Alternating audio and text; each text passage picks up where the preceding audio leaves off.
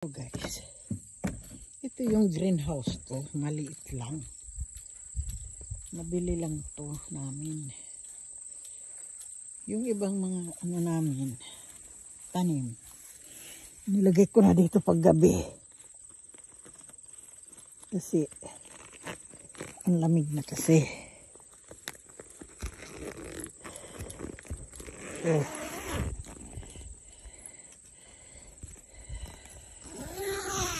Kaya, ayan, yung nasa loob ng aking greenhouse.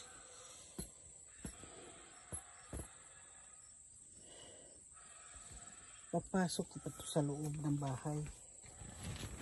Sayang kasi kung mamamatay. Yung iba ilalagay ko na lang dito pag hindi ano. Ayan.